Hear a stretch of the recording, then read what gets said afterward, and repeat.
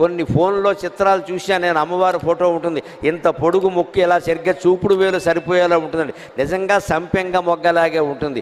ఈ అవయవాలన్నీ మీరు చూడాలి అంటే అలంకారాలు చేయకూడదు, దండలు వేయకూడదు, ఫోటోలకి శాలువాలు కప్పకూడదు, దేవుడి విగ్రహాలకి పంచెలు చీరలు కట్టకూడదు. పైగా మీరు విగ్రహాన్ని గమనించండి, విగ్రహం తయారు చేసిన వాళ్ళు చీర కట్టారు, లేకుండా ఉంటుందండి అమ్మవారు?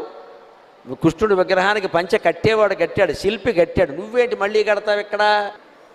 ఎందుకు ఈ పంచె కట్టాలి నువ్వు అక్కడ? ఆ విగ్రహం అందమంతా చెడిపోయింది. ఇక్కడ మనకి చేయవలసింది ఏమిటంటే దర్శనం. నువ్వు కాఫీ తాగుతూ చూసినా పర్వాలేదు, అన్నం తింటూ చూసినా పర్వాలేదు, ఖాళీగా కూర్చొని చూసినా పర్వాలేదు, చివరికి మన చేతుల్లో పెద్ద వ్యాధిలా వ్యాపించిన ఫోను మాట్లాడుతూ దేవుడికేసి చూసినా పర్వాలేదు.